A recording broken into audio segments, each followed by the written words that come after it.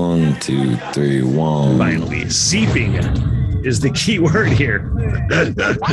Smart enough to figure it out. I just ask questions and talk shit. I'm not the All news. I saw was a lake, mountains, and some trees. That's the running theme on this fucking podcast. Whoever deserves mocking, and that includes a host. Man, there is a record amount of meth in this place. Kinetic. Just sounds like stuttering Smitty. Now it's 2022, y'all. Fuck milk crates, y'all. Get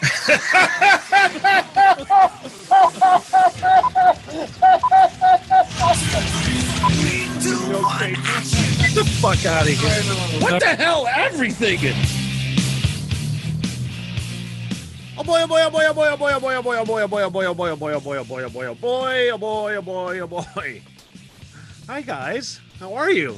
Happy Weednesday. I think I'm gonna officially dub it Weednesday. It just sounds like a phrase that I want to coin. You know, I've been saying it, but I really want to coin it. You know, if I could trademark Weednesday, is that possible? It's all about trademarking now. You know, you got to make sure what's yours is fucking yours. It's like one of those NFTs. NFTs. I know they stand for, now I know, they stand for non-fungible tokens. I think that's what that is. Now, here's what I know about that. Non-fungible tokens, essentially, you can use just any sort of like logo, a photo, a picture, some art, something, and then just fucking sell it for a lot. I don't know, for money. I mean, I know that's how art works. You know, I know that's how art's supposed to work. Oh, look, I made this. What the fuck did I see? I saw that there was. Oh, I didn't read the story, but it's worth mentioning that I did see a story about somebody making fucking money off of NFTs that were like pictures. And somehow altered, I don't fucking know. I don't know how it works. Of like Nirvana, the band, not the state of Nirvana, but like live pictures of like live performances by Nirvana or some other something, and fucking selling them for like $1 bazillion. I don't fucking know how it works. I feel like that shit's too smart for me. Yeah, pretty sure. But I dubbed the Weednesday Wednesday. I'm feeling fucking good, man. I had one of those days today where the mental workout was just as needed as like the physical workout. And this is going to sound stupid to some people, and it's going to sound stupid to people that haven't really, or at least think of cannabis use as like still such a fucking stigma, you know, where yesterday I had a great fucking workout and I was at the top of the best fucking workout I've had probably yet. Not yesterday, but the day before. Yesterday was a fucking killer anyway. But you have those days where you just have great fucking workouts, physical workouts, but then you have the mental workouts, you know, and today's mental workout was just dicking around. As much as it might sound fucking stupid to some people, just dicking around, smoking a bowl. I decided to skip the workout. I said, okay, because sometimes you got to have those days where you're like, you know what? It's a coffee and weed day today, rather than, hence Weednesday Wednesday. But it's a coffee and weed day today, rather than a workout day. Because the whole act of dicking around on the internet, working out on podcast things, working on a few Fresh Coast things. When I say dicking around on the internet, you know, I watch a few YouTube videos, I catch a few ideas. This brain baby happens here. I produce this one video, I put it up. I do a couple things for Fresh Coast, you know, and that's those days where you're allowed to just let it flow and be creative are so much more productive and valuable than I think a lot of people give them credit for. Sometimes weed and coffee and just sitting there dicking around might seem like it's unproductive to some people, but not to this guy. That's my day. It's a good fucking day, man. I'll put these headphones away now. Good day today. I always struggle with that still. You know, like it's a podcast. I don't need headphones, you know, but it's like, it's doing a show, talking to yourself, doing a show, talking to yourself. But I'm all right with the talking to yourself thing. Hence the Sunday morning talk practice. I just dropped a little note on the Patreon page. And if you care to listen for that, I will mention it a little later in the podcast. But essentially, just how all the shit I'm going to be doing on Patreon very, very soon is exciting. I couldn't be more optimistic about the state of this podcast. I got to fucking tell you, man. As well as I don't know if I could be more optimistic about the state of the NFL playoffs. I was going to talk about the NFL playoffs on Monday's podcast, but I had Sonia Mahaney, the weed girl, on the podcast on Monday. So I didn't get a chance to really talk football, though we did talk the Packers loss because I rubbed it in. Her and her brother, Sled Dog Jason Sletter, are diehard Packers fans. I hate the fucking Packers, and I had to take that opportunity to rub it in and express my hatred directly in the face of a Packers fan whose team had just lost spectacularly in the fucking playoffs, I might add. But man, what a fucking dude. I'm so excited. Let's first off, I'm going to talk about Joe Burrow because that motherfucking guy, I have some serious man love for Joe Burrow. Joe Burrow, I'm not the smartest football fan. I am not the most seasoned football fans. I've been watching it for a lot of fucking years. I kind of tailed off as far as like how much I follow football. My brother Levi's like, yeah, it's like you barely even care about it. And it's kind of true now. I love my Lions. I fucking watch the games. I get into the playoffs a lot and big games in the regular season, but by and large, I don't know who a lot of fucking players are or anything, but I'm not ignorant. Like I do watch a lot and pay attention sort of enough to know that Joe Burrow, nobody's going to fucking agree with this at all. I did see I saw that something said that Joe Burrow is not a top 5 quarterback. It's that discussion, one of the hot takes, you know, and I don't mean for it to be a hot take necessarily, but Joe Burrow is one of the best fucking quarterbacks I have ever seen with my own eyes. And just this fucking swinging dick swagger, for lack of a better term, that is also seems like a good dude. He's like Dave Grohl as a fucking the best quarterback of all time. He's like a nice guy. He's funny. I have serious man love for Joe Burrow. That guy has the best fucking deep ball maybe I've ever seen. But again, my sampling size is small, but my sampling size is, again, 45 years watching fucking football pretty much.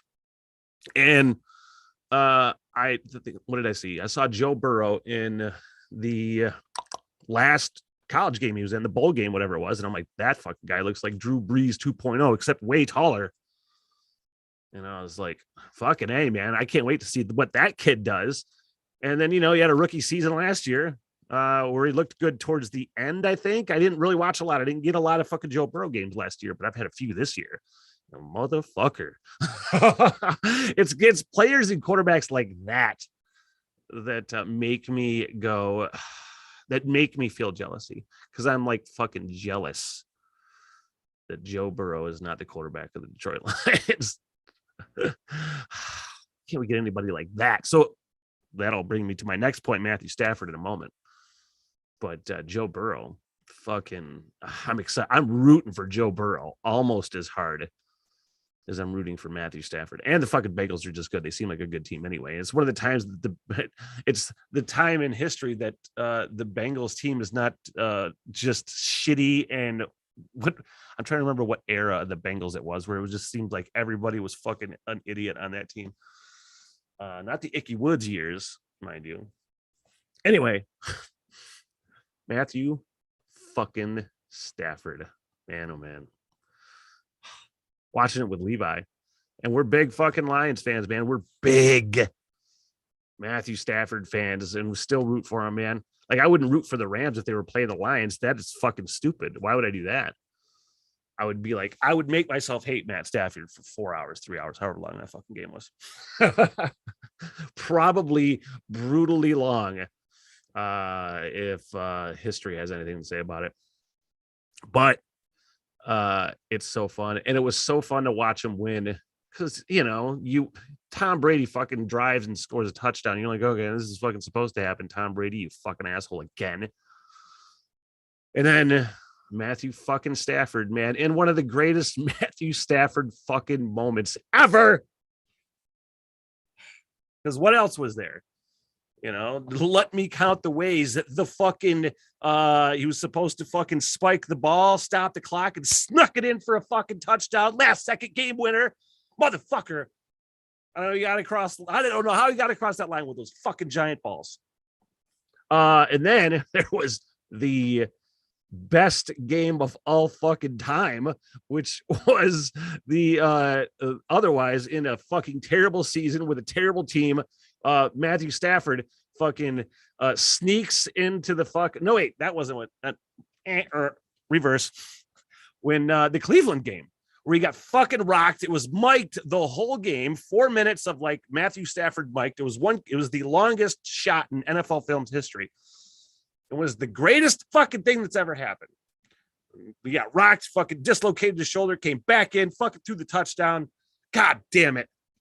It was the fucking awesomest thing I've ever seen in my life. I was at a fucking radio station event at the casino for the game, official watch party. And man, I stood up in that fucking casino when Matthew Stafford threw that ball and scored that touchdown. And I'm like, put the fucking yellow jacket on him right now. He's one of the greatest of all time. And I thought he was the savior for the Lions, and that turned out to be not true. But by happenstance could turn out to be true, considering how the draft works and the trades worked and the new management. We'll see. But I was like, put a fucking yellow jacket on that guy. And I don't think I was wrong. Not one single bit. Whew, man, when he let that ball fly and I saw, what's his name? Connor Cup. I think it's Cup. Fucking get free. And like, I was like, oh boy. And Levi was the same. And I got to tell you, man, almost choked up. It was so fucking awesome. Because it was just one of those Matthew Stafford moments. And yes, everybody would say that knows Matthew Stafford says he probably tries to force it too much. He might not throw the best deep ball if it were up to me. But man, what a gamer. What a dude you really do want. And now that he gets that monkey off his back, like the odds are really good. Especially in like the next few seasons with the Rams. This is his first year with a new team, blah, blah, blah, blah, blah. They all fucking say that. But you just fucking think he's probably not going to have very many more like up and down years where people ask questions. He's going to fucking dominate is what he's going to do. And it's going to prove everybody wrong. And all these fucking people that thought it was Matthew Stafford, and clearly, the people that when you talk to them and they don't know what the fuck they're talking about. You can just tell they don't really watch a lot of football. They don't fucking care necessarily. They just have all these bullshit, stupid fucking opinions based on nothing. It's definitely not an eye test, So that being said, man, good for Matt Stafford. And then honestly, the Titans Bills game, the one that was like, everybody was like, that was the best football ever. And I'm like, I fell asleep before the first half was over, but it looks like not a lot of fucking defense was played. Was it 25 points in the last 2 minutes?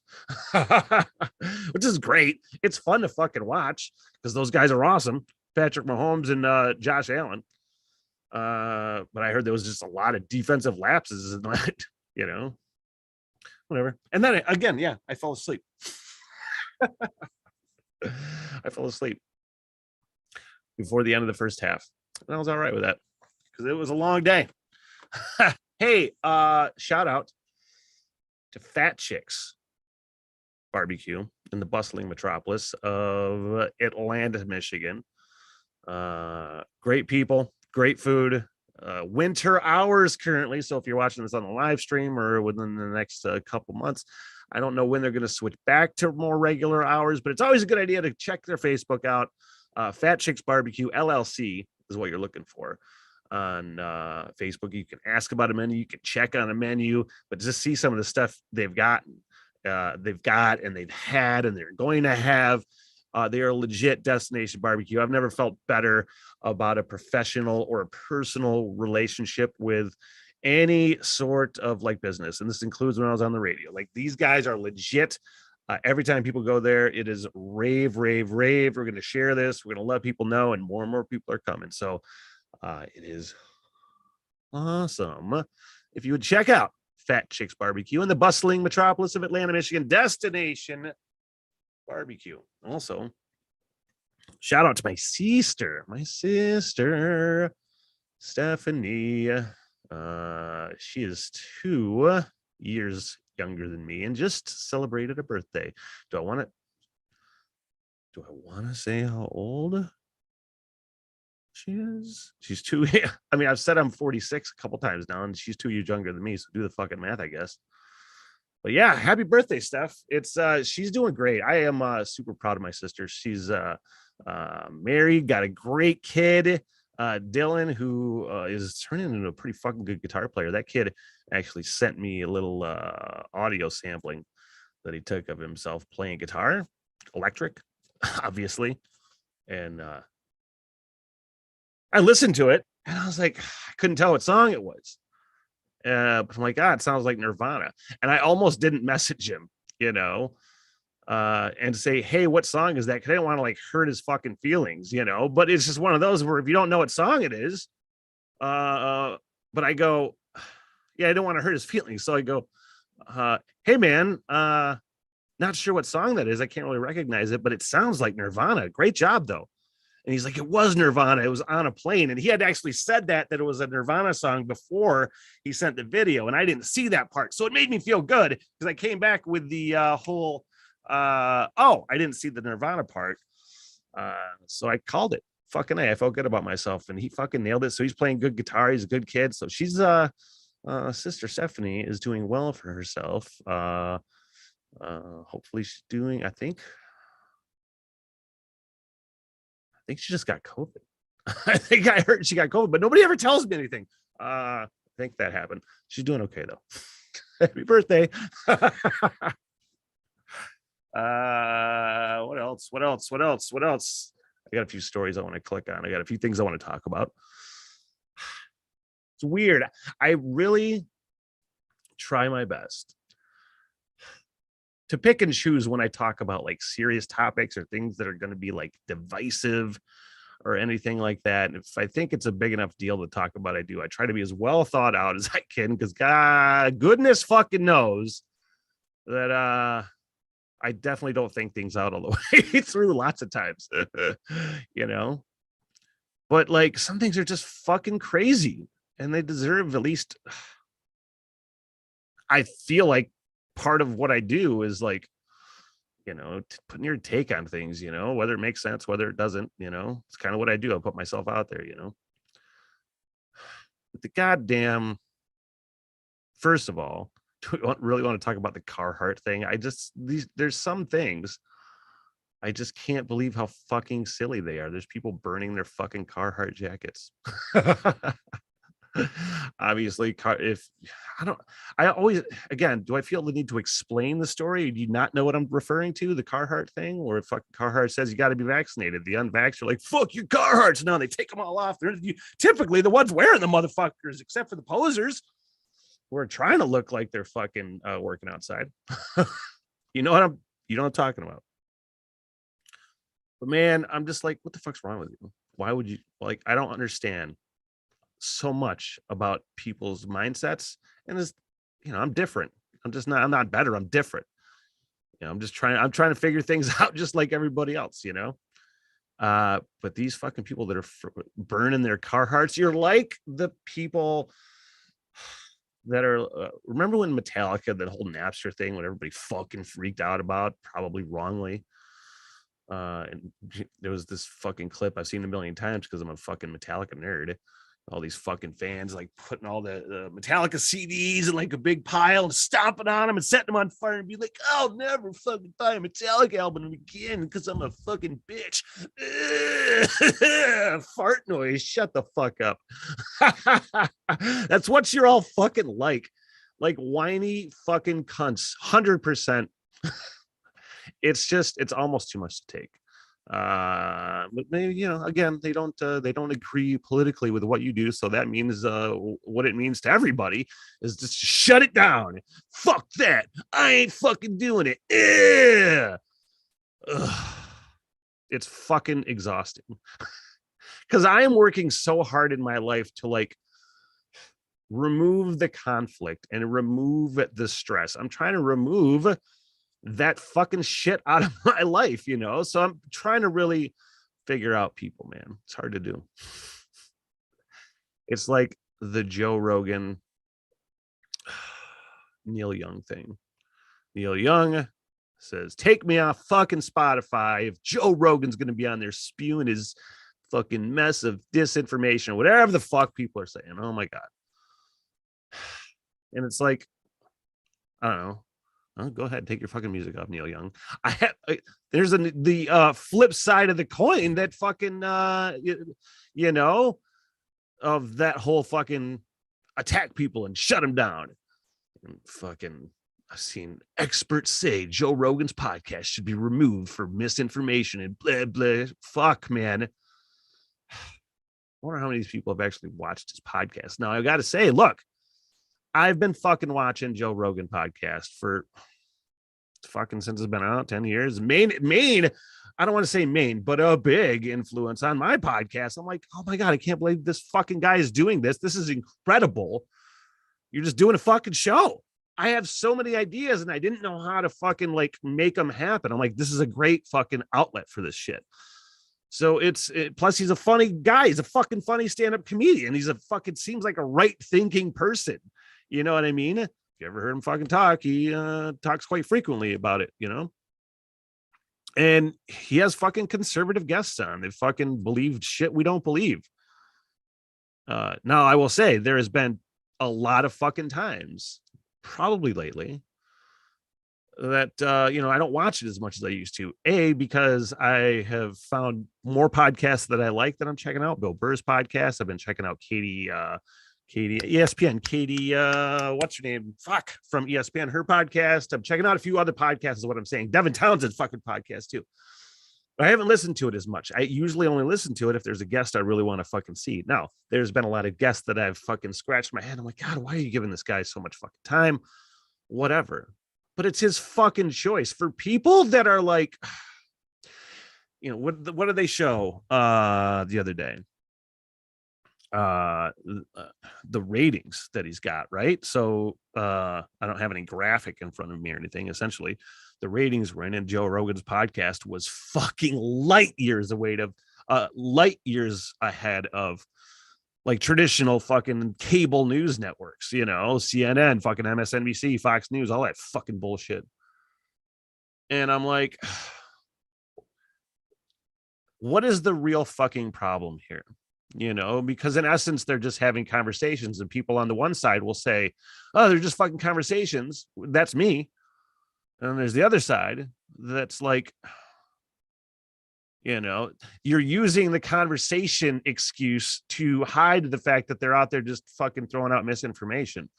No, it's still just a conversation. As much as you don't want to fucking hear what they're saying, like, you got to learn to sift through the fucking bullshit, man. You got to fucking learn how to sift through the bullshit. It's called fucking comprehension, you know? Sift through the fucking bullshit, figure it out yourself. Maybe the fucking real problem is how fucked up the cable news system is. It's like I turned it on CNN and I'm going to fucking use it. And one of the last times I talked shit about CNN on either the radio show when I was doing it or the podcast, I can't remember. My dad came at me when I visited one time. He's like, don't talk shit about CNN. They're good fucking, it's good news. And while, you know, my problem, I didn't get a soda or water to make me wet my chops. Can I do that real quick? And then I will come back and talk about my issue with CNN. I'm going to get a little water real quick. I'm getting a dry throat. Weednesday Wednesday. Hang on.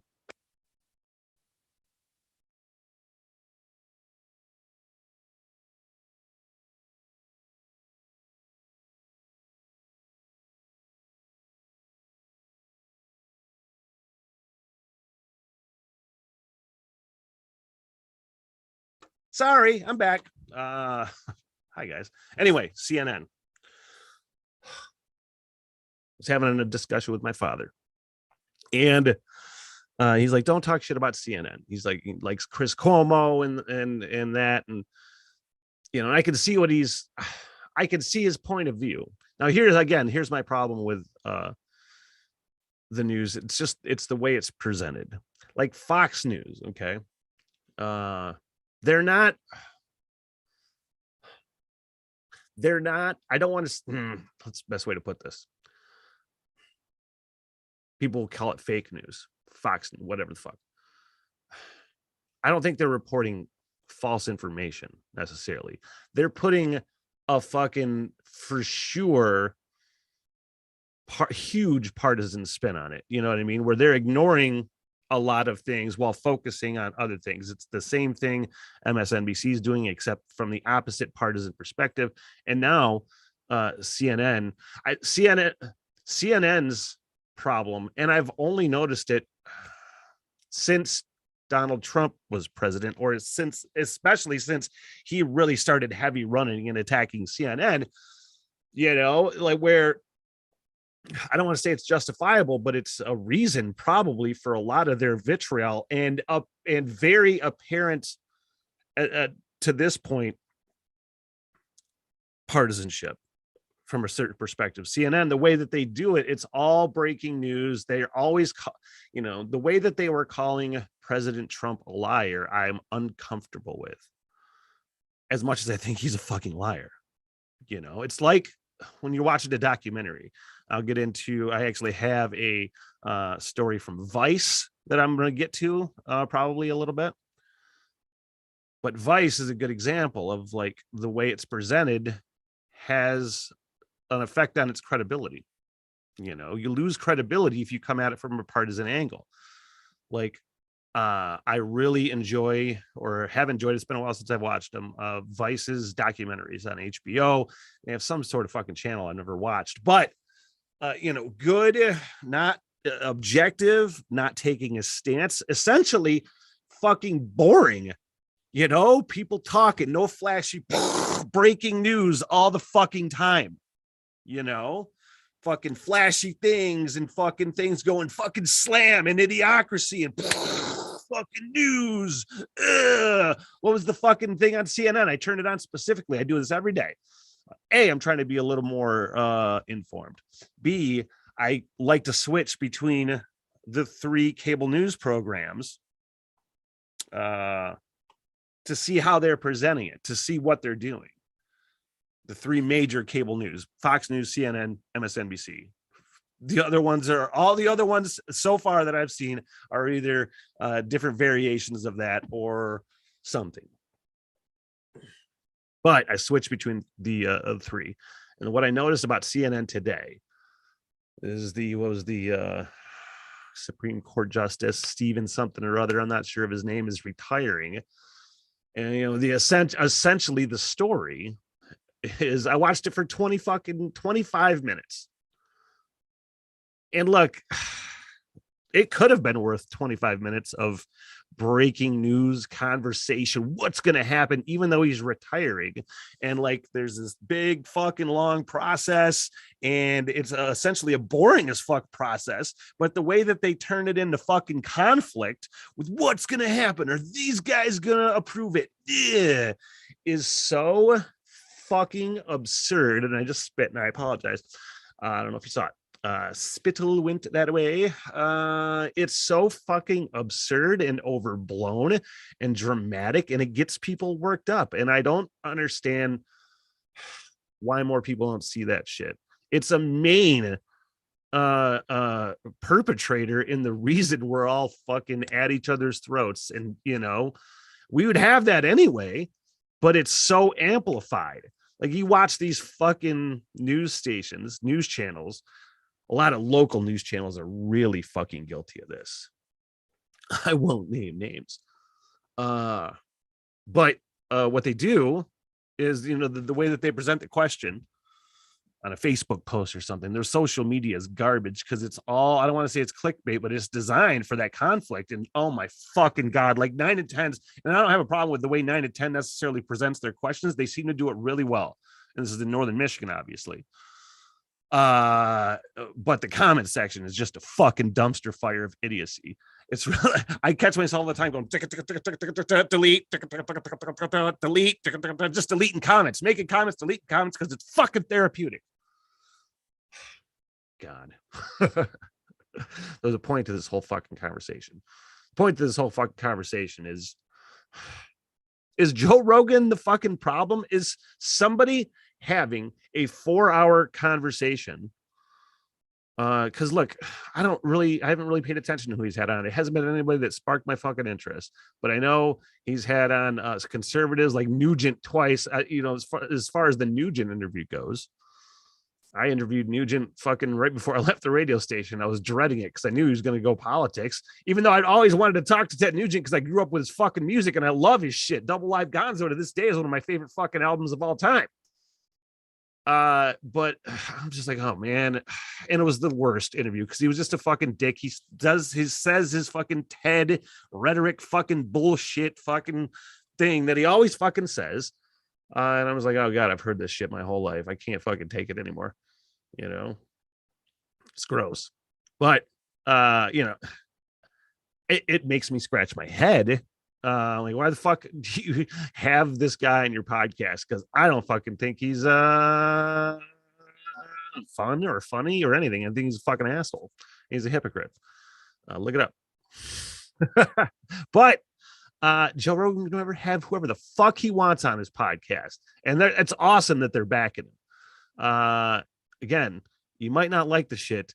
It is absolutely censoring free speech. It is fucking 100% burning books fucking bullshit. Absolutely. You can not like the shit all day long, I know all about that. But yeah, it's the same thing with the Carhartt idiots, man. Just fucking relax. Maybe that's not the problem. Maybe the people who are making your Carhartts are not the fucking problem. Maybe the people who are having podcasts are not the problem. Jesus fucking Christ. It's insanity to me.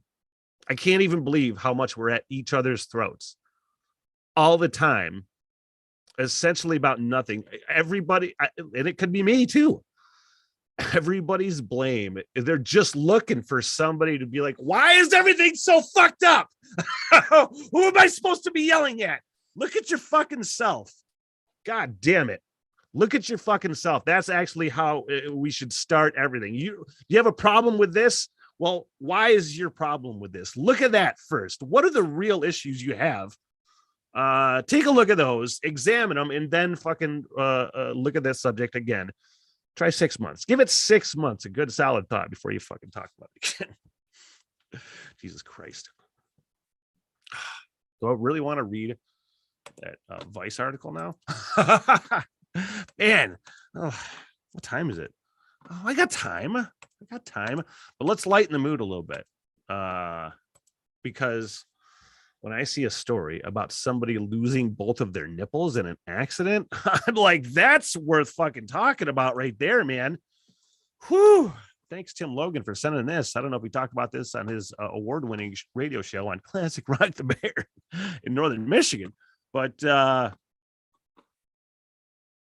that's what it was. It was, this is a fucking one of those ridiculous as shit internet challenges. There you go. Blame TikTok for how everything is fucked up. Blame TikTok. This fucking story. I'll read the headline, take a sip of water, and then let's go for it. From Mirror, the fucking fairly tabloidy blog or news outlet in the UK. Here we go. Schoolboy, did I read it already? Schoolboy loses both nipples after classroom dare involving 2 cans of Lynx, and Lynx is like a body spray. Here goes. A student lost his nipples after he was dared to squirt 2 cans of body spray on them, causing the body parts to fall off. I really love reading these fucking weird ass stories in real time. I'm glad I made that decision to do this on the podcast. This is the best way to go through this story. The boy, who was not named, was in his school changing room when someone challenged him to empty 2 cans onto his exposed chest. So maybe it wasn't TikTok. Maybe it was just kids being fucking idiots. Either way, fucking A, Darwin wins. Immediately afterwards, someone flicked his nipples, causing them to pop off. He said at first, it's just cold. It's not really a big thing. Oh, did they show a fucking picture of his nipples? Hang on. I don't know if that's, I don't want to see that. Hang on. I think there's bad pictures of this, you guys. Hang on 1 second. I'm going to keep reading this. You know, the way a fucking story is like presented where there's few sentences and there's a picture on these fucking stories on the websites now, and then there's print ads. So you got to scroll through the whole thing and see all these fucked up pictures, even if you don't want to. He said, at first it's just cold. It's not really a big thing. And then it starts to burn and you're just waiting for it to finish. It was fine. It was all fine. Then the boy was actually freezing my nipples. He flicked both of my nipples, and that's when the nipples fell off. Have you ever seen a wart? It was exactly like that. It was hurt. It was like raw exposed skin. That's because it's what it fucking was. I just think it was a picture of a nipple, not the nipple. The University of Liverpool student lost his nip. Why do I got to get into fucking Beatles accents? The University of Liverpool student lost his nipples as a 15-year-old schoolboy and went to his next lesson as if nothing had happened. He said, I'm sure he didn't say that. He says, I'm German, just sitting, and my nipples are now gone. I'm just chilling, and then people are like, hey, your shirt's bleeding. Anyway, that's the fucking moral of the story. Stupid quotes from stupid kids. Is there any like medical advice or the usual warning that they have to accompany with these things? And we're like, it's really not a good idea for you to freeze your nipples or to, now spray body spray on them a lot. Is that like 1 can per nipple? I mean, look, with lesson fucking learned, lesson learned. Honestly, that's the next TikTok challenge. Actually, let's all do that. That's the next fucking body modification that weird people are going to do. They're going to fucking flick their nipples out. Boo, boo. Stupid. Why are we so fucking stupid? We really are, man. Like, we all think we're smart, and we're smarter than the average bear, but God, we are really fucking dumb. We are glorified chimpanzees, man. This story from Vice. Do I really want to get into this and read it? Why not? Let's do it. Water. Scientists warn that 6th mass extinction has probably started. And I read that and I'm like, that is fucking incredible. And it's on Vice. How long is this story? Let me take a quick scroll. It's not long. I'll read it. Here we go. Over the past 450 million years, life on Earth has been devastated by at least 5 mass extinctions, which are typically defined as catastrophes that wipe out more than 75% of species in a short amount of time. Many scientists have proposed that we are entering a 6th mass extinction, this time driven by human activity, though debates still range over the validity and consequences of this claim. Now, a team led by Robert Crowley, research professor at the University of Hawaii's Pacific Biosciences Research Center, argues that the 6th mass extinction has begun on land and in freshwater seems increasingly likely. We consider that the 6th mass extinction has probably started and present arguments to counter those who would deny this. I will say that the article was published in Biological Reviews. So, biologists, do you want me to name the biologists? Philippe Boucher and Benoit Fontaine of the Muséum National d'Histoire Naturelle in Paris, France. Denying it is simply flying in the face of the mountain of data that is rapidly accumulating, and there is no longer room for skepticism, wondering whether it really is happening. Cowie and his colleagues refer to a multitude of studies cataloging the extinction of species across clades. I don't know what that is, but the article is primarily built around their research into mollusks, an invertebrate family that includes snails, clams, and slugs. This focus counteracts the disproportionate attention that vertebrates such as birds and mammals received in the International Union for Conservation of Nature, among other conservation efforts. Essentially, I don't know if you understood any of that. I really didn't. This fucking story is really long. But do you get the gist of the story? Because I fucking don't. All right. This is if you want the link to it, let me know. That's the thing. You just got to investigate. You got to fucking see if it's worth talking about. But I mean, look, I read the story before I started reading it. I did pre-read that story. It goes on to just say, look, there's really no positive ending at this point. It's going to be a long, drawn out disaster, but it's going to be a disaster. And like, I think the way it's hundreds to thousands of years, I don't even think hundreds of thousands of years. We're talking about a couple hundred to a couple thousand years away from a mass extinction. And